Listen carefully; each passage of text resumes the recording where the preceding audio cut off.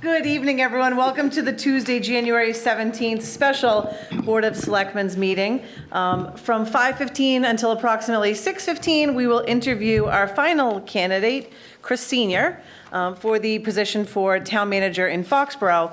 And then we will take a brief break and we'll go into our normally scheduled Selectmen's meeting at 7 p.m. this evening as well. So, with that, I think we're ready to bring our final candidate in. I have a quick statement I'll read. Let me introduce Chris Senior for you. Hello. How are you? Good, how are you? Good. Thank you for having me here tonight. And I like the tie, Foxborough colors. Nice touch. Yeah, doesn't go unnoticed. Well, you were. It's in the middle of a notice, I think. Yeah, so I've read this for the 3 nights that we've met, so just to keep it consistent, I'll read through it. I will have to change a little bit just because there's been 3 meetings. But good evening, everyone, and welcome to the January 17th special select board meeting. The purpose of the meeting this evening is to interview the final finalists recommended by the selection committee for the town manager position. So we are interviewing everyone in alphabetical order, and Chris Senior this evening is our final candidate. Cable access is here this evening, and from what I understand, this one is being broadcast live. We are live, and then everyone else's interview will be released probably right about now as well, just for fairness, so no one could, watch each other's interview. So we appreciate everyone's patience through that process. So thank you to Bernie and the screening committee for helping us get from a pool of about 30 applicants down to 4 final applicants. Again, we'll resume at about 7 p.m. this evening. And I'd like to thank you for your interest in joining Foxborough. We'd like to think we're a special community and are passionate about making sure we find the right replacement for Bill Keegan, who will be retiring in the next few months. So we're excited to have you here and eager to hear more from you. We've scheduled approximately 1 hour for each interview. The board will go around asking you scenario-based questions, and we've asked Bernie to help keep us on track time-wise. Specific examples and scenarios from your past are encouraged in your answers. And public participation and questions from the audience are not permitted during the interview process. Everyone has reviewed your resume in advance of tonight's meeting. Due to time constraints, I'll ask each board member to make kind of a 30-second introduction about themselves. And then we'll give Bernie a moment if he has anything else to add. So we've just kind of been going down the line. Oh, down here? Oh, sorry. I've been starting this side. Yeah, okay. He's the important stuff. He's questions, okay. I'm the easy stuff. It's been a couple days, I'm already forgetting. Okay. I don't know where that came from. Mark Elfman, I'm in my 3rd term, 7th year on the board. Local businessman also, lived in town for the last 34 years. So I live in town, I work in town, and I volunteer in town. Nice to meet you, Mark. Nice meeting you, too. So actually, I should be at the end because you have the most experience, the least experience. Dennis Keefe, it's my first year on the select board. Been a Foxborough resident for about 7 years, so fresh eyes, fresh perspectives, and really enjoyed this position. And I was on the advisory board before being on the select board. Career in healthcare, my whole career was in healthcare. And I'm just, here to be part of this process, and hopefully we can emerge tonight and pick the best town manager possible. Nice to meet you, Dennis. Thank you. Thank you. Leah Gibson, I'm in my 2nd term, 5th year on the board. I did grow up here in town, so I love the community, love the town, love volunteering. I have worked in the HR and benefits consulting space for the last 20 years. So with that, Steph. Hi, Chris. Steph McGowan. I am just finishing my 1st term, so I'm just completing 3 years on the board. I as well served on the advisory committee here in town before I jumped on this board. I work in the food service industry, and I'm looking forward to hearing your answers tonight. Thank you, Steph. Nice to meet you. You too. Seth Ferguson, I'm also in my 1st term, and along with Dennis and Stephanie, I was on the advisory committee. It's our finance committee here. I've lived in town for a long time. I have a background in financial services and financial analytics, so it's sort of a interest of mine is in the work that we do for the town. So nice to meet you. Thank you. Nice to meet you too, Seth. All right, great. Bernie, anything else to add before we get started? No, I think you've covered everything, and I will be watching the clock. I'm not as good at it as I'd like to be, but I will try to make He's sure doing that a they good stay on schedule. All right, any questions for you from you before we begin? No, I'm excited to be here, and again, I really want to thank all of you, and I appreciate the adjustment. One of the things I've learned in the position I hold is that you have to be eternally flexible, because being a town manager means being there when you need to be.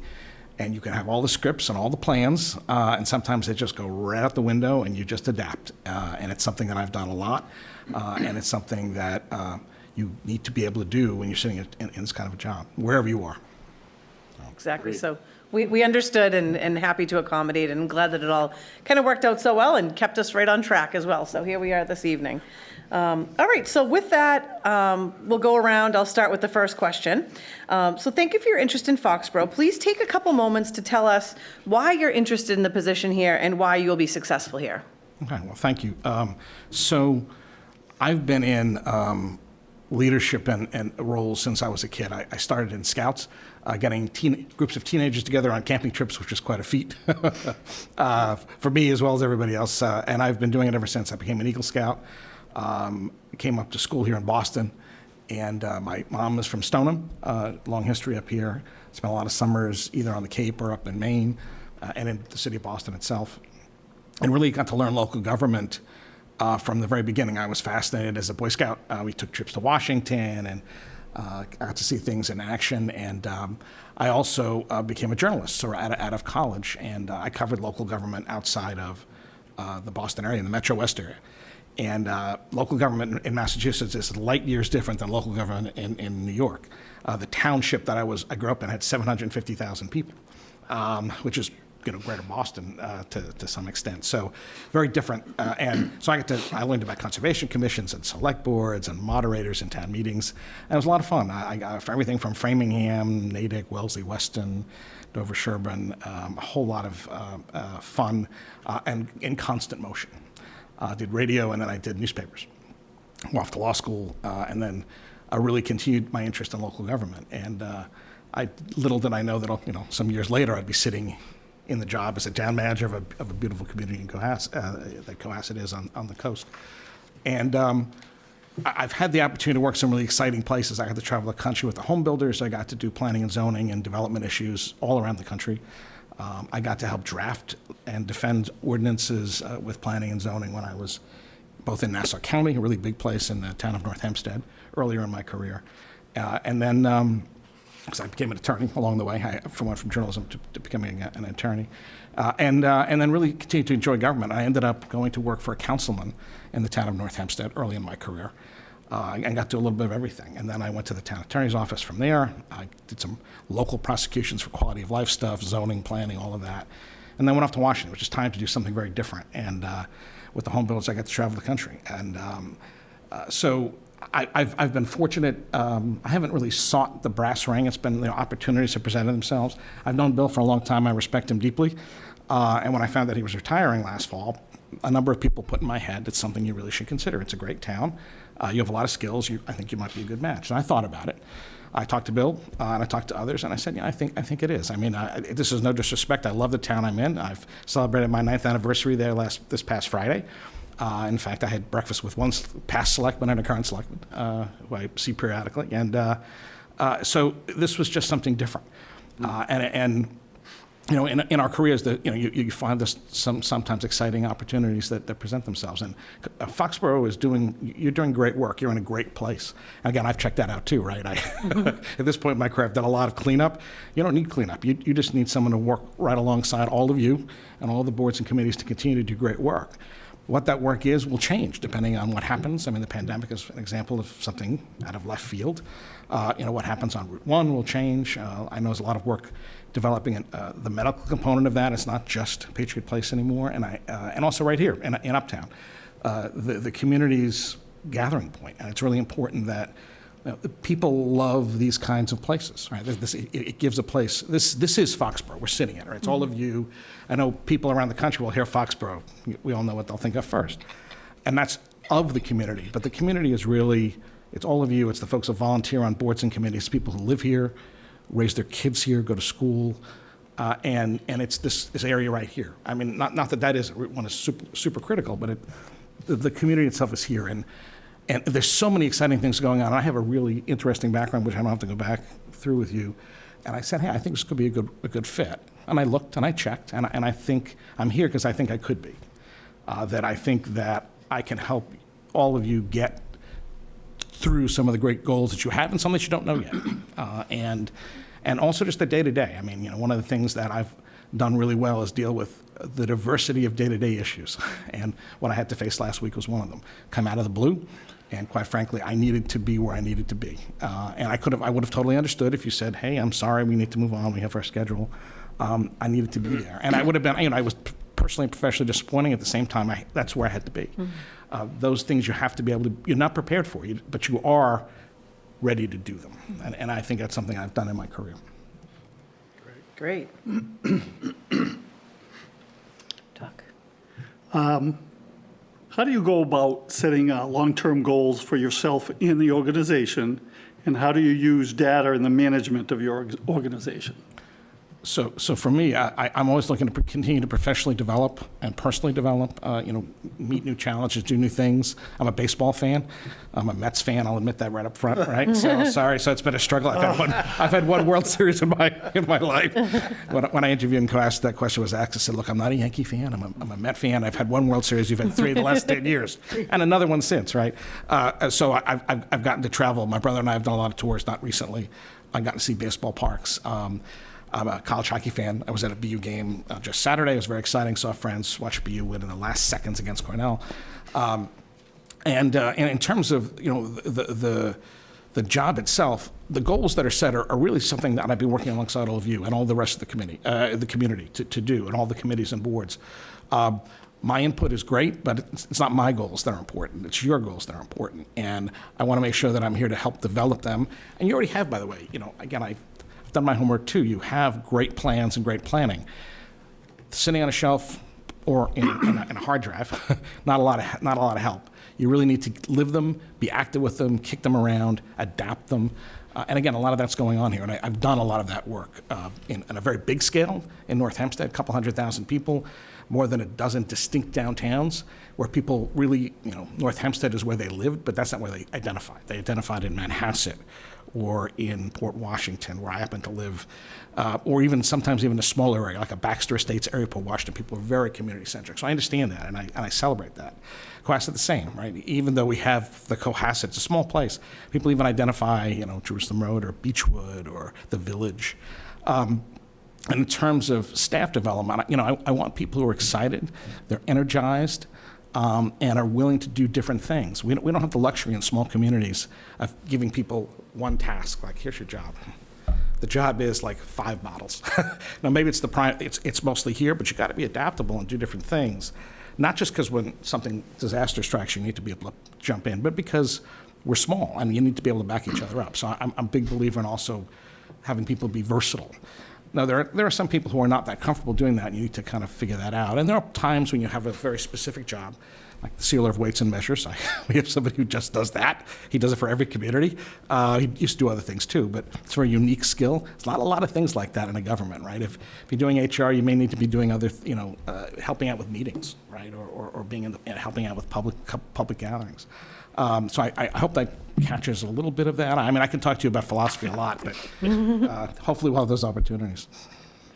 Do you personally have any specific experience in creating and/or implementing a strategic plan for your community? So, yes, in different ways. So, master plans.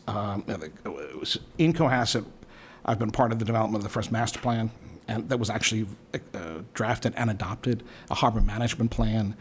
We've created an affordable housing production plan, which the town never had. Again, I've worked on them.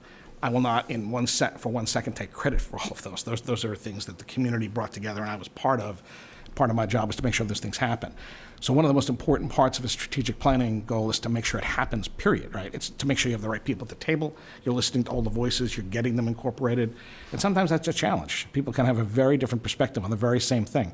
I mean, I'm an attorney, right? You could pay attorneys and you can get the same person to give you 3 different opinions if you want, if you pay enough of an hourly rate. And even, I covered a story earlier in my career. It was a small parcel, and it was the first time I was exposed to a conservation commission. I told a story from the Concom's perspective, and I wrote another one from the residents' perspective, and they were night and day, but they were the same specific site. So you have to understand that people are going to have different perspectives. So having that process is super important and making sure that people are involved in it. And I've been in a lot of those. When I was at the county in the economic development unit, the county executive went around, and it's a county of 1.3 million people, right? It's a different scale. So he was doing dozens of these, community charrettes and getting people engaged. The county had very little that it could actually do in any of those communities because of the way the government worked. That said, it was to get people engaged. So sometimes strategic plan is just getting people engaged. Sometimes it's getting really to the level of detail. And I've done some interesting projects, 311, Project Independence, which I can talk about more depending on how we go tonight. So I've been involved in them from design to implementation. And again, I think that's the most important thing that people often forget. The plan's great, but the work doesn't end when the plan's done, or the strategic vision. That's the beginning of the next chapter, and you have to stay involved. Cohasset formed a master plan implementation committee. It did a lot of great work. Pandemic came, changed a lot too, but you have to have people who are going to continue to move the ball forward, or all that great work is going to be, forgotten. Thank you. Anybody follow? Just to follow up on Doc's question. So, the select board says we want a strategic plan. Do you have a particular process or structure you use for that, or is it more about bringing people together and? So I'll give an example. So the current board went through a couple of different iterations when I first got there. So when I first got there, there wasn't a lot of process. So we brought in some folks to kind of help set process, and then we kind of evolved into an annual strategic development session for the board. I'll just talk about the select board for a second. So there was a meeting, typically it's kind of a retreat. It wasn't far away, but and it was public, but there were no cameras, and so people could just have a free conversation. And we'd have someone come in because I take part in it, but I shouldn't be the facilitator necessarily. I mean, it's good to have a third party, so I had a retired manager come in, and she did great work and gave people homework. They all had to get their stuff together, and she pulled the materials together. We'd have a meeting, usually a couple hours. We'd bring in lunch or dinner, depending on when it was, and then walk through, what are the goals? Where, and again, it wasn't just like, what are the goals? What have we been working on? What still needs to be worked on? What's coming up? Are there new opportunities we didn't know about? Has this goal actually been achieved in the way you wanted to, or something different? So we have those conversations, and then you come up with a plan. I do think it's really important annually for the select board to do that kind of work, and it's not in a vacuum either, right? It's taking into account a master plan or an affordable housing production plan or a host of other economic development plans, and also the community could be looking to build a new school or renovate a building. I was fortunate to tour this several years ago. Bill gave me a beautiful tour. My town is now on its third iteration of a building committee for town hall. I should just steal your committee and move them to Cohasset. So a lot of great work's been done on that. It hasn't quite crossed the finish line. But to go back to select board, I think it's important to do that. And small groups could do that too. It's good to have an annual, well, what do we want to get done this year, right? Because boards change, and maybe some of the goals are, hey, we're going to get the logo repainted. Okay, great. Or we're going to restripe something. It also may be a 5-year plan, like a new school or something. So that might be part of a goal too. You don't want to have goals that are. You want to have goals that are definable, manageable. There's the whole SMART, acronym. At the same time, you also want them to be relevant and achievable, and you want to keep checking in on them regularly. So I do think it's important to do that. I've done that with the select board, and this last year was a little different. The board changed its structure a little bit, but we've had a system that's worked pretty well. And I've done others too. I mean, the home builders had an annual monstrous strategic plan process, which was very, very big on process. I'm not entirely sure what came of it all the time, but we had an awesome plan that was updated on an annual basis. Great, thank you. Okay, I'm still up. Yep. So Chris, describe your leadership style and give examples of your approach to working with a team and leading change in an organization and a community. So if there's one thing I've said again and again is that local government is the ultimate team sport, right? Everyone is involved, and it's not always the same sport all the time, right? But everyone's on the field, and so a town manager is often maybe a coach, but not always that, because you're not always calling the plays. Someone else is calling the plays, and you're making sure they're implemented, right?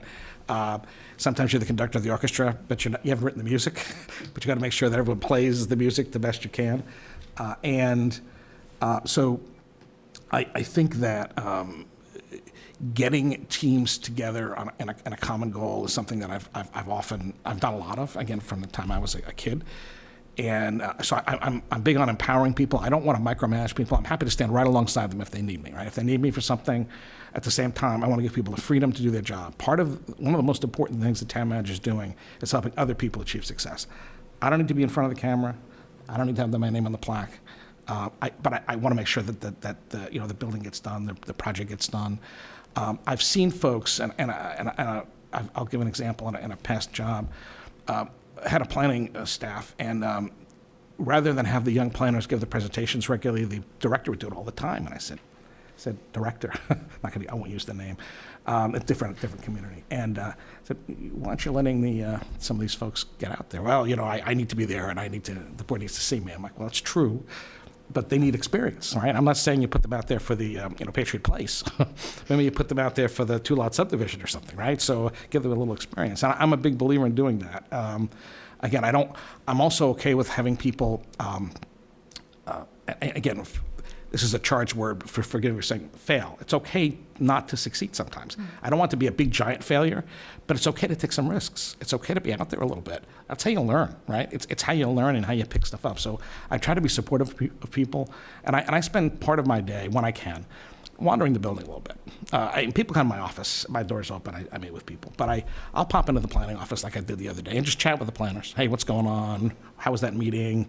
Weren't you just on vacation? How was the trip? And it's good for me. And it's good, because it's important that they know me as a person as much as I know them as a person, and that we also, those informal meetings really make a big difference. When we weren't doing that during the pandemic, and we were finally back to it, again, our planner said to me, Chris, just these, sometimes they're called water cooler conversations, but they're not so much that anymore. Just a chance to randomly run to somebody in the hallway, it makes a big difference. Now, I believe in structured meetings, right? I do have regular meetings with department heads. I have regular meetings with a bigger group of folks. I meet with my finance team every week. But those are things that are just part of the structure. And I also meet with board members, too. I meet with people on their schedule. Sometimes it's a coffee, sometimes it's a phone call, sometimes it's breakfast, sometimes I'm taking a walk through the common during the farmer's market. It's important that you stay in contact, because you can't manage an organization as complicated as something like Foxborough without being plugged in as much as you can. So part of being a good leader is being a good listener and being plugged in. So I can go on and on. So I hope that gives you a flavor. So. Thank you. Yeah. Anyone else? If not, I think we're ready for Seth. All right, Chris, we're moving on to a financial management question. Right up your alley. Yeah. So we're interested in your experience with municipal finance and budget preparation. So this ties in, I think, with some of your commentary thus far, but how would you describe your financial management philosophy? So one of the most important things that one has to recognize in government is you're dealing with other people's money, right? And you need to manage it that way. And you need to hold it in a public trust and be very small c conservative. This is not a political philosophy. This is just the realities, right? I'm a big believer in fixed interest rates and fixed repayment schedules. There's creative stuff you could do. I'm a pretty plain vanilla guy with that, because you don't get to make a mistake with stuff. There's no cover for that. At the same time, you need to be very thorough and engaged. I've helped lead 2 communities to their highest bond ratings, including Class at the AAA. Now, there was work done before me, and to get there, though, took a lot more work, and a lot of work with the rating agencies. I've done a lot of work with them over the years. And in my prior community, we were doing major bond issues. We were doing $10, $20 million bond issues regularly. It was a very large town. There was a lot of infrastructure. And we were doing a lot of debt refinancing, too. A lot of money had been spent in the past on things, and we took a great advantage of the Great Recession era for doing lots of refinances. And I've also worked really hard to get plans and policies. Again, those are critical, and all of you need to be fully engaged in them. So, for example, in Cohasset, there were some that we started with, and we built on them regularly. And they go to the advisory committee, get all of their buy-in. Then you come to the select board and get their buy-in. and you move forward with them, and then you check them. They don't they don't sit on a shelf or a hard drive. You work with them on a regular basis to make sure you're following them, but also to see if they're still relevant or is there something you're missing. So, again, I've also been involved in, my prior community won awards for the financial statements. We do that in Cohasset every year. It's important that we're transparent. You already do great work on a budget book. My community, as small as it is, smaller than Foxborough today, took the budget book on for an award, and we did. We won 3 in a row. We're not going to do it for an award this year because I had a donor in my financial team, but that book became a financial Bible, and I know that a lot of people don't read it cover to cover. It's not, but what's in there is not just the line and the budget stuff. It's philosophy, it's goals, objectives, the capital plan is in there, all kinds of definitions.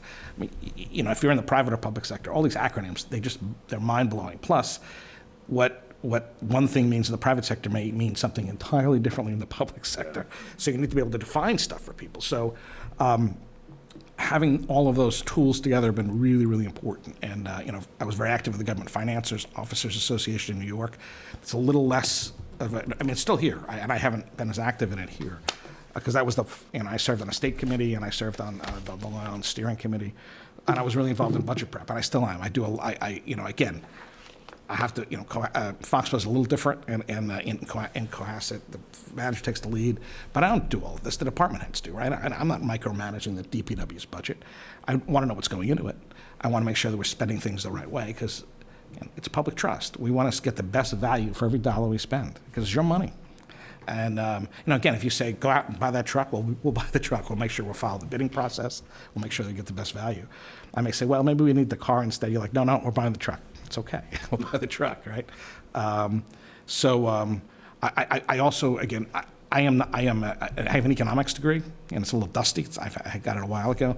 But I get finance. I'm not an accountant. I get accounting. I understand it. And I go to classes regularly just to stay on top of this. So I understand it, and the tools today are vastly better than they used to be, right? I still love Excel. It's simple. You can download them and play with it, but there's a lot of other tools. I know you have some cool ones here in Foxborough. So as far as, and you talked a little bit about this, but integrating the strategic plan into the budget development, working with your finance team, that's that process. What does that look like for you? So the line, and I've heard it quoted to various people, is show me a budget and I'll show you where your community's values are, right? So the budget is an expression of the community's values. It's where you're putting your money, what programs you're supporting. So quite frankly, all those plans, and again, I'll give you an example in Cohasset. The select board adopts a budget message, and that becomes a direction for putting things together. It may mean prioritizing a goal. For example, we won a grant for an anti-drug coalition, and one of the goals has been we just won a second 5-year grant, which is fabulous. It's $200,000 a year, and it's helped provide staff, and the work in the schools has been phenomenal. That said, it's going to run out eventually. So part of the goal is now to build it over time into the budget. So that was an express goal a few years ago. It's continued. So we've been slowly building that into the budget. So same thing with issues of affordable housing. If that's going to be a big issue, is there money in the budget for a consultant to make sure that you can do that kind of work, or does the planning department have the tools necessary to do that work? So the budget is an expression of the community's values, and it's always important to double check that. To make sure is it if people want grade A roads, it costs money. Well, make sure that you're spending the money the right way, that you're tracking it, and you're showing people that. If people are okay with, trees, maybe being trimmed a little bit less, well, then people know that. And the budget process is also, it's a perpetual, there's not enough money for everything all the time. There just never is. Right. So what's the balance? You want to be as transparent as possible, saying, look, if I can't do that, we may have some more potholes on Main Street. You okay with that? Okay. And if you're not, then we need to put a little more money here. Maybe we'll take a little more money out of the trees. I'm just using that as a generic example. Yep. So. Yep. Sounds good. Helpful?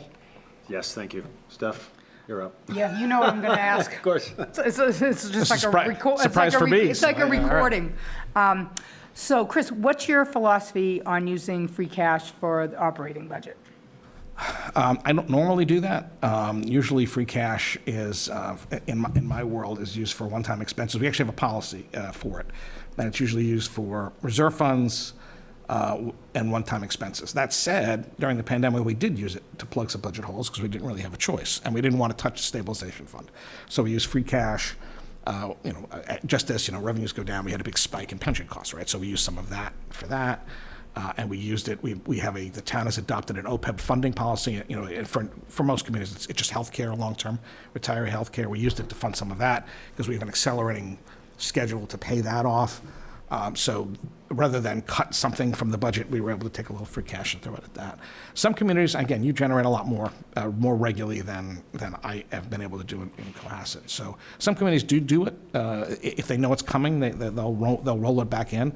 Because, again, it's taxpayers' money, right? It should go back in. You should generate it, because unlike private sector, you can't change your product line.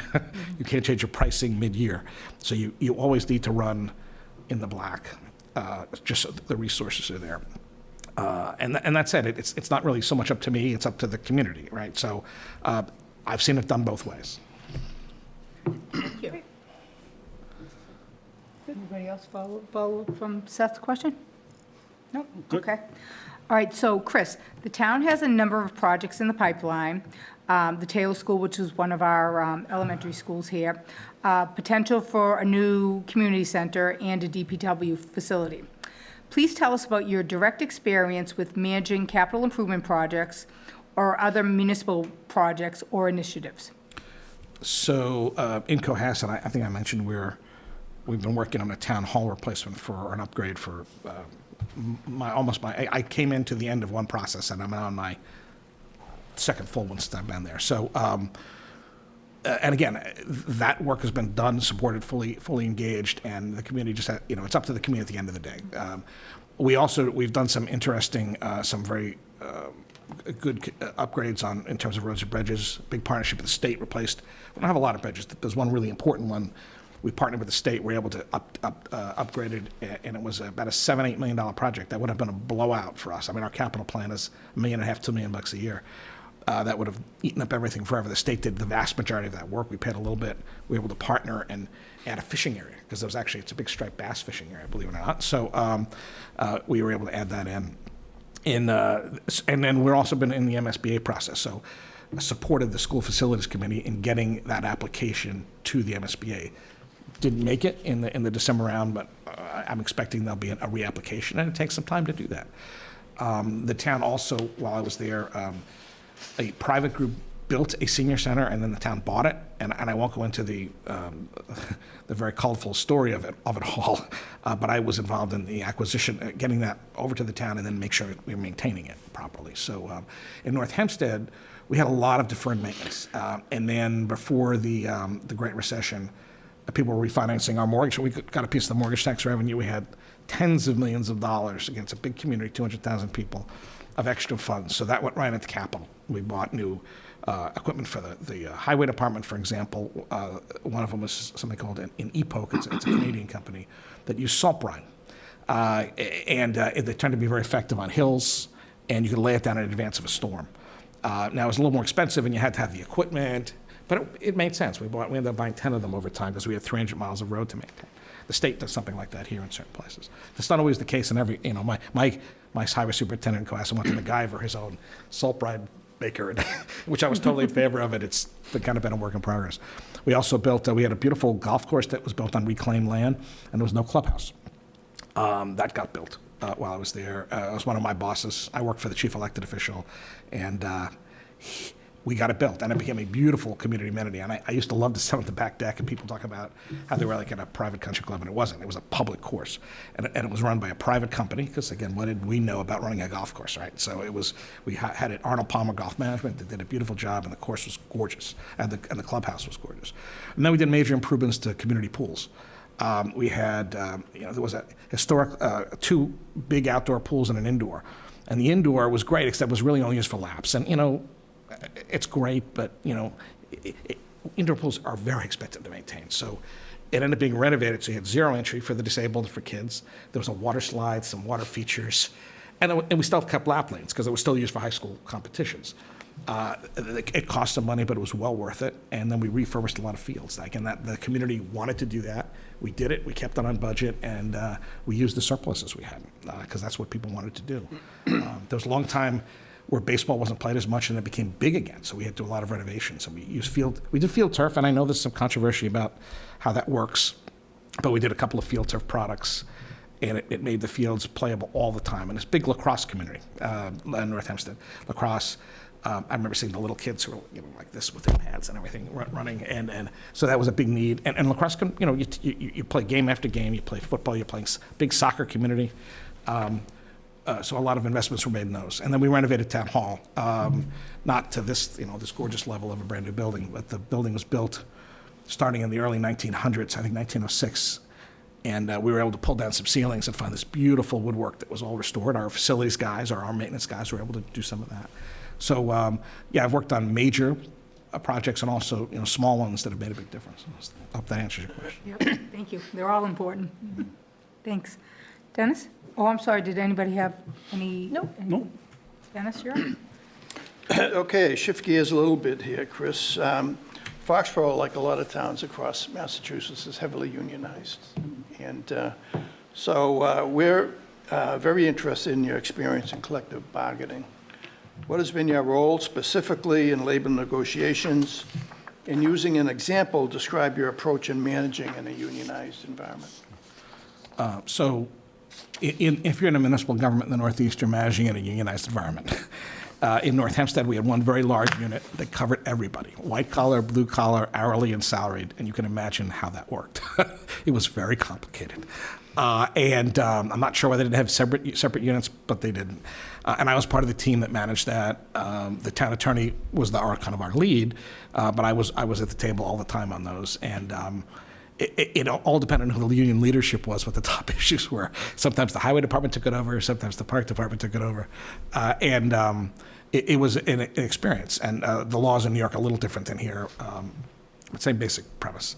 And so we also kept a regular labor management committee meeting, which was critical. So we could head off problems before they became problems, right? Why let something become this festering grievance if you can address it? And we put resources into that because you want to be able to. There are times when the union has to be able to say, "Yeah, that person's bad. It's got to go." You want to have that credibility with each other, so you back them up. And then there are times you have to say, "Yeah, we went too far. We got to give this person another break." And there were times when we had to do some things that were challenging, letting people back on that I know my boss would most certainly would have liked to have fired, and I would have too. And we had to make a tough business call and let them back on last chance agreements. In Cohasset, we have 7 units, and I'm the primary negotiator for all of them, and that includes police and fire. We just had a unit decertify, which is kind of interesting, a secretarial unit, which has been great, actually. It's allowed us to be a lot more flexible. That said, we had to stay way away from that, right? When a group was going involved in that, I'm like, they were coming to talk, and I said, look, I can't talk to you about this. I said, it's an unfair labor practice. If I even talk to you about this, you could go look here and here and here, but we can't. And these are people I see every day, right? You can't, so every job's important, and everyone deserves respect. Okay, whether the people who clean the buildings are just as important as the people who serve as firefighters and teachers. The people working the DPW do not get a lot of credit. They get criticized, but they're out there in the snow and the rain, filling potholes and trimming trees. Every job's important. I want everyone to. I make sure that everyone recognizes that everyone's important, everyone's valued, and we need to respect that. I'm also a big believer in pay for performance because it's a lot easier to explain. So we've added bonuses for extra training, with Public Works. There are things that would be nice to have, but you don't have to have. Certain license you have to have, right? When the union first, they actually organized while I was there. So when I started, we didn't have a union at Public Works. Since we've had one, it's been easier because it was this, to have 30 guys all over the place was very challenging. To have one unit worked out a lot better. That said, they came and said, well, we want a stipend for a license. I said, if you don't have a license, I'm not going to hire you, so I'm not going to give you a stipend for a license. That was just silly. I mean, I appreciate you're going to ask, but I'm not going to give it to you. At the same time, a pesticide license is not something that we do require. So if you get that, it helps us. We don't have to hire a contractor, and we'll pay. And so we did. So we've added those kinds of things. We've done that as well with police. We've kind of added different specialties where it benefits us. If someone is trained to be a trainer, we don't have to send our folks out for 2 days necessarily to an outside course. They could come right into Cohasset. So we've done a lot more of that. And even with steps, everyone seems to think that just showing up for work should get you an extra 2% or whatever it may be. And that just doesn't work like that in the private sector, right? And it's almost impossible to explain that to people. So in all of our contracts, and police and fire are a different world than every other contract, everyone gets a performance review. And I say that it's not like, oh, you get a 2 and you get a 3. The goal is to have an ongoing discussion. How are we doing? Are you getting the support you need? Am I getting, are you doing your job right? No one should be at the end of a year with a gotcha like, Dennis, you're not getting a raise. What do you mean I'm not getting a raise, right? They should know before that their performance is not up to par. And we built that in. So you have to get a plus. Somewhere along the way, if you're going to get that step raise for showing up, you have to have done extra, shown beyond average work in some category. And there's 8 or 9 categories, depending on what the review is. And everyone's going to find something in there. But it's also an incentive. Like, whether it's customer service, people are like, well, how am I supposed to do that? I said, well, if you're collecting taxes, I don't expect you to collect more taxes, but be friendly with people, right? And and I had one person, she was, people would always end up in great conversations with her, and because she was local, right? And no one wants to come in and give that check. Linda made it so much. She's retired, unfortunately. She would always get plus on that because she was always engaging people, and it helped keep the temperature down. So that mattered. And I used that as an example. I said, you don't have to, invent a new product line or save me millions of dollars. Show up, come to work 10 minutes early. Volunteer on those extra projects. You don't have to do it, but if you want an extra raise, that step raise, you have to show a little extra work. So we've done that too. And also for exempts, oftentimes people aren't in unions get, I have a contract, the fire chief usually has a contract, the police chief has a contract. A lot of other people don't have those. So what do? Well, you want to make sure that they're getting the same benefits that the union is. You want to make sure you're investing in their career training and development. Get them active in professional associations. And if people want to get better training, do it. I mean, if you're working in the health department, I'm probably not going to get training for you as a firefighter. At the same time, maybe you want to learn a little bit more about emergency management stuff, and that, based on the pandemic, maybe that'd be really helpful. So, we've tried to get people professionally engaged, because in a small community too, right, there's not a lot of promotional opportunities all the time either. So, if someone has an extra skill, it just adds to the whole mix. So, again, I've kind of covered a bit of that. Is that you're getting Covered all my questions here, actually. Second part was performance evaluation, so. Right. which is, again, I do that with my department heads too, and it's not about, Leah gets a 5 and Dennis gets a 6 and Stephanie gets an 8. One of the questions I always ask is, are you getting from what you need from me? And I want you to be honest, right? Are you getting the support you need? Are you getting the time you need from me? Because everyone's success matters, right? And again, rightly or wrongly, success flows up, and so does defeat, right? And I want people to be successful. And also, by the way, I'm happy to have them, as you said, I'm happy to have them take the limelight. I mean, people do their jobs. They should be celebrated for the success they bring. And I want people to know that. And I also want them to know I have high expectations, right? I mean, people don't have to stay in the building as long as I do, or come in on a weekend, or do what I've had to do this last week. That said, if we need you, I want you there, okay? And I'm going to give you as much advance notice. Support your colleagues, step up, help, be there, and as a result, we've developed a really great team. And again, quite frankly, the hardest thing about me sitting in front of you is my thoughts of my team, because I've built them and we've worked really well together. And as exciting as this opportunity is, and it is, and I think it'll be a great opportunity for a lot of professional development all the way around. I'd miss the people that I've worked with. In terms of your team, have you ever had to have that difficult conversation with a team member? How did you handle it, and what was the outcome? Yes. Class is a small place, right? So I've had some of those conversations in a coaching way, and I haven't had to really fire people, which is,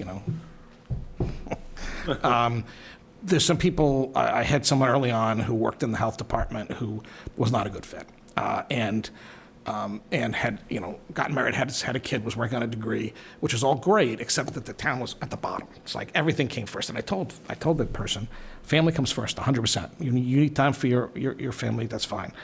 Professional development's awesome. That said, you got to have office hours. You got to be doing inspections. The restaurants need the licenses. The liquor stores need the licenses. You can't have it fun, family, fun, professional development, and the town is last. And that's what was happening. And the Board of Health came to me and said, thank you. Afterwards, he ended up leaving because now, and went off to a successful career doing something else. It just wasn't the right fit. I've had in North Hempstead was a much bigger place. There were times where we tried different things. If somebody wasn't quite the right fit, maybe we try a different position. It's very hard in a small town to do that. We had a little more flexibility. At the same time, if someone's not doing well, there's a disciplinary process, right? You have to, and I've been through that, and sometimes it's difficult. That said, it has to be done because you want to catch things small and work them through.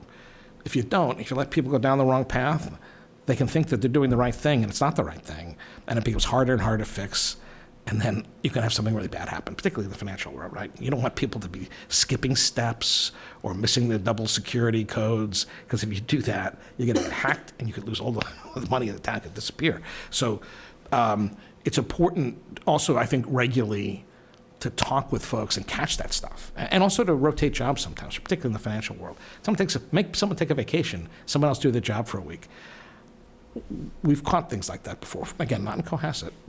But in my prior job, there were folks and things we caught, and there were a couple times when I caught things. Now, if the chief operating officer is catching something, it means there was a failure somewhere along the way. You can have all the great systems, and we did have systems, but if people aren't reading the documents and if they're not checking the books, their piece, things can happen. Now, $50,000 in a $300 million budget may not be a lot of money, but it's still $50,000, and it shouldn't have happened. And I've had circumstances like that, and then you fire them. That's a little beyond your scope. But again, for the most part, you can coach people out of bad behavior, I think. And most of the time, it's not bad. They just don't know. Right? I've had the generational change that we're going through right now. People think and work different. They just do. I mean, we have a workforce where I have people who are grandparents and people who could be their grandchildren, and they work the world differently. And so we have a great HR department. Critical to have people who do that because, again, you want to coach and be supportive, but you can't. If I'm doing that all the time, you're not getting value out of me, and you get deep into that. But it's critical to have, and Cohasset didn't have that when I got there. I am very happy to say we do have it. I'm on my third HR director, not by choice, by the way. Somebody retired, and someone went off to greener pastures much closer to home. That said, it's made a huge difference. And Kim's been at the table with me on contract negotiations. She meets with people regularly. It makes life so much better because we're in a different world today. We just are. Thank you. All right, and just time check, we're about a little more than halfway through and about 45 minutes in. So we have a bunch to still get through. Maybe we've covered some. I haven't. We'll see as we go through. I'm on no clock. You got me as long as you want. All right. So the next question is around land use and development, and I don't think we spent a lot of time on this. I would agree. With I would other agree. candidates. In particular, you talked about the town hall project and roads and bridges and renovations and those types of things. So I feel like that's covered to a certain. Yeah, we've talked about like your master plan. There is a little bit of a background, I think, in the economic. Yes, so I've done, so while, again, Foxborough represents a very unusual circumstance. You have a major entertainment complex, sports and entertainment complex. Very rare, right, unless you're in a big city or typically, and it's a benefit and a challenge. In North Hempstead, I didn't have that. We were, literally across the border from New York City, but we had a major medical complex that had a similar kind of impacts, and it was, they had a very big campus, and we had to work with them a lot. At the same time, there were secondary effects, doctors' offices and labs and clinics that were developed. And as another, the maternity unit was in town. Well, we were the busiest clerk's office in the state of New York outside of New York City because of that maternity. I mean, so we were doing, hundreds and hundreds of births, which was completely outside because, people came from all over the island to this particular maternity ward. It wasn't the only one on the island, but it was a very popular one. And as it grew, and it's now, I think, since I left, it's now the largest healthcare provider in the state of New York outside of New York City. It's become this major, they bought up all these other hospitals. We're seeing that all over. Another thing that came out of that was a proposal to build a hotel. You're like, well, what does that have to do with a hospital? Well, some of it was medical tourism, and when I say that, people coming and traveling from other parts of the country, or they have family there and they're coming to stay, and it was a high-end area, and it was a potential Ritz-Carlton. It didn't get built, but there was a big conversation about it, and the hospital spurred it. They also wanted to host conferences, and they wanted to have a very nice place nearby where they could do those kinds of things. And they weren't sponsoring it per se, but they were kind of partnering with it. So you don't always know what's going to happen. That said, big entities like that are going to have spin-off effects. With the hospital, you're not going to recruit them to be tourists the same way that you would for the Patriots, where you want to try to draw some of them downtown to eat. In Cohasset, we have the Music Circus. I don't know if anyone's in the South Shore Music Circus. It's a cool little venue.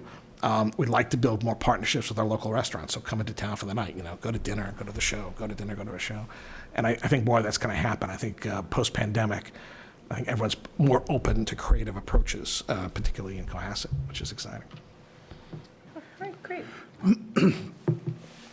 As town manager, you would have relationships with many individuals and groups, including employees, citizens, local, county, and state officials, as well as colleagues throughout the region. Just on Route 1 alone, you've got the craft group on one end of Route 1 and the new bagel place that just opened up, on the other end of Route 1. Please tell us how you'd build and maintain professional relationships, and if possible, include specific examples of how you've done this in your current and past roles. I think that's something we haven't really discussed yet. I agree. So, again, as much as local government is a team sport, it's a complete relationship business, right? You have to get to know people and the community, and the people who make the community, and the business community, and the nonprofit sector, and I think it's one of the things that I started when I came into Cohasset too. It was more manageable. Northampton was big. It was a big place. You couldn't possibly be plugged into everything, right? And we had a big planning. We had 6 people in the planning department. So you met some of the big players. And I knew the local restaurant. The people right around town hall, I knew them all. We'd see them, and we'd go to events and festivals, and we'd deal with parking issues. So this staying open. With keeping regular communications open is really important, and getting to know people. And I've gotten to know the business community in Cohasset just by walking around. And one of their biggest issues? It's parking, right? So we're actually about to start another update. We did one about 6 years ago, and we remarked the streets, and we have a very big parking lot that's also used under the zoning code to help allow certain kinds of development in the village. That said, it has to be regularly updated. And one of the things we've talked about, the merchants have been encouraging us to think about doing a pay and display or pay, but meters are kind of it's like a third rail thing. It becomes very city-like. So I'm like, look, I'll support it, but you got to be the ones bringing it up, or I'm going to be the urbanizing town manager who's trying to just direct classic charm. But again, you have that conversation. I'm like, look, it's a great idea, and we'll support you, but you got to bring it up, and here's how you do it. People come in the office on a regular basis just to figure out how to get a license. Getting an ABCC license can be complicated. And we want to make sure our businesses thrive. And if they want to have that license, we get there. So I ran into someone the other day in the lobby. He's an investor in a couple of restaurants. We had a nice chat. It was informal. He's come to see me officially too. So I like to be open and have regular meetings. And then we have a couple of big not-for-profits. So I've been over and met with them, and I've gone to some of their events. We have the South Shore Arts Center. It's a big player, and the Music Circus, right? I went to a couple of shows, but I've been behind the scenes. I've gotten the tour. The director lives in town. He and I have met multiple times. We have each other's phone numbers. So if he needs something or I need something, he had a circumstance several years ago. I got a call. I'm getting a call. And they needed a place to do an event. One of their performers was coming in and wanted to do a yoga event. He didn't have a place to do it because it was raining. So we ended up opening up the senior center for him. And we were able to get a few other people in, and it was a very nice event. And he had my number. We made the phone calls. It was totally above board. Nobody got because there was no money changing hands on this. It was just kind of an extra piece, and it really worked out well. So sometimes you have to be able to do this kind of creative things. At the same time, there's rules too. Well, can you waive the parking tickets? No, I'm sorry. Right? Can't do that. Don't park illegally. Or if you need to times change, right? If it's 30-minute parking and people are really staying in the store an hour, well, let's change the parking then. Tell us how to do that. There's limited tools, at least where I am at right now. We can't. We could support local redevelopment, economic development. And make the conditions as favorable as we can. At the same time, people have to be. It's a partnership, right? Now, unlike a place like Boston, we just throw all this money at something. We can't do that kind of stuff at the local level. So part of it is also just spirit. Part of being the job is also being a cheerleader for the town, right? So I'm out there at events, and I'm eating at the local restaurants, sometimes more than I should be. And fortunately, a couple of the bakeries are scaled back, so I'm not going to French Memories, and the cupcake place isn't there anymore. But we have a great little Greek place on 3A. So we have the Village, and I go up to 3A too, and I'll pop in, we'll chat. And I've talked to the the owner of the Greek place about getting a liquor license at some point. He hasn't done it, but he's great. But he has people come in and we have an open. Like No Names used to be in Boston. Remember Bring your that? own booze. Yeah, you can bring your own. So the town has no official rules, so people can bring in there. So they do sometimes. And one of my former select members, his wife used to go in and bring in their red wine, and they'd have their Greek food. And so their owners have decided, for now, I don't really need it. It's not going to be a benefit. I also would really rely on all of you and other members of the community to plug me in, because there's things you see, right? I mean, one person can't see and be everywhere. And this is a partnership. So I really relied early on. I had people take me on tours. I had people bring me to places. We went to lunch. I met some people. And it could be, obviously, you got to get to know the craft organization, right? And Schneider Electric, you got to know those people. I'm not going to meet every single owner all at once. I had by the way, one of our restaurateurs had a place here, Union Straw, the restaurant. She started it, and I came down. She's since sold it, but she started. I came down, had a great meal, and she came over and brought us stuff. And so that kind of local restaurant scene is really important, and people love that, right? People want to eat locally, right? They want to see their neighbors and just have a good time, and having enough places where you can say, well, that place is busy tonight, let's go here, or that place is busy, go here. There's one of our neighboring towns, Situate, has kind of reached that point, and we're almost there in downtown Cohasset, where there's enough places and enough variety that you can go to Bia if you want a fancy meal. You got the little Mexican place, we have a new seafood place, there's a place around the water. It's now opening year-round. And so you really want to stay in touch and make sure that we're being as supportive as we can be. And you're open to opportunities when there's grants. During the pandemic, and we tried to grab some grants. We couldn't support the businesses in all the way we wanted to, but we tried to accommodate as best we can with outdoor seating, right? We did all of that. We moved to make that possible. When some people, we had a car wash that was all bent out of shape about having to shut down for a while, we worked through the regulations to see what we could do to help them. Same thing with the gym. We did everything we could to help them out. And at some point, we're like, look, we can't do any more with this. This is what we've been able to do. And they're always happy, but you've listened, you've engaged, and you try. You also have to be able to tell people bad news too. It's like, sorry, the zoning doesn't allow that. Yeah, I think, We've got about Yeah, we probably- four questions left. yeah, is there anything that we want to focus on for the, maybe, It's the speed round now? Is this a speed round? yeah, As far as like transparency, he's touched on that in terms Yep. of messaging. Customer So service. I feel like that's covered. Yeah, something, so I had the next question. It was about communication, collaboration, which, Chris, you've talked about, which, for me, I feel. I feel like we're good comfortable. on, yeah, good on that one. The only thing I wanted just to ask, just quickly, what about collaboration? You haven't really talked much about your relationship with your school department as a town manager. Super important. Here, they kind of run themselves, but of course, Yeah. there was a little bit, maybe quickly, just your relationship with your school department? Yeah, maybe like a minute, just so we can Yeah. get to, Super important relationship. I just had a call the other day with my assistant manager, with the chair and vice chair of the school committee, just to figure out where they want to go in terms of the school project, right?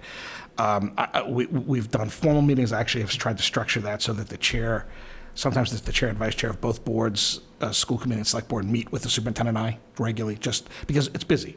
Everyone, so you want to have that meeting periodically, just to say, hey, what's going on, right? Something informal. And I've always been open. I used to, pre-pandemic, I'd swing by the superintendent's office, just say hello. And again, it's a small town, so I always invite the new elected members to come on board. Come by, let's talk about the budget or the process, and let's stay in touch. And I think it's super important. And the pandemic was hard. It was so that I like face-to-face. I like doing that. And by the way, I'm totally okay with Zoom. People can do whatever they need. But I think that relationship's super critical because, quite frankly, it's the single most important thing we do every day is educate kids, right? Mm-hmm. Now, again, I don't want anything to do with it. I mean, that's their turf. I want to support the superintendent, the school committee. At the same time, we're in a partnership. And if one quick story, when we started to do digital learning, I went off to a program at Burlington Public Schools just to understand what this was all about. And I saw these kids doing amazing things. I did a diorama, right, with, not diorama, a shoebox of the Stoller system with like styrofoam balls and paint. This kid was showing me a journey through the system on an iPad. And I'm like, wow. Said if I was 8 again, I probably would have gone to astrophysics or something with that kind of stuff, right? But was I going to have vote on that? No. But I wanted to be a resource to the select board. I wanted to know what was going on. And I also wanted the board to know that I was prepared to be there with them too, because this was a really important initiative. And so I was able to help behind the scenes a little bit with the capital budget committee, but I also knew what was going on. So sometimes, again, just showing up is half the battle. Go to football games. Sometimes I brought to field hockey. I still have to be honest, I don't entirely understand the rules of field hockey. It's very exciting. Whistle every 2 seconds. Yeah. I coached him for 10 years, and you know what? I'm not even sure if I understand. I played and coached, so don't be ashamed of that. It's a hard game to understand. But it's fun. It's very exciting, and I've gone to so it's important to do that. When I had my golden, I bring them down to the game with me, and we hang out for a little bit, and people would come over. So because there's also a chance to meet people at the football game. I usually run into half a dozen or more people, and we'll do a little business. I mean, so it's important to do that kind of stuff. Sure. Thank you. Great. So we're right at 6:15 right now. We do want to make sure we have time to see if you have any questions. Is there anything else that we need to cover from anyone? No? Okay. No. All right, great. So with that, we turn it over to you. Do you have any questions for us? So again, I want to thank all of you for the opportunity and for the flexibility.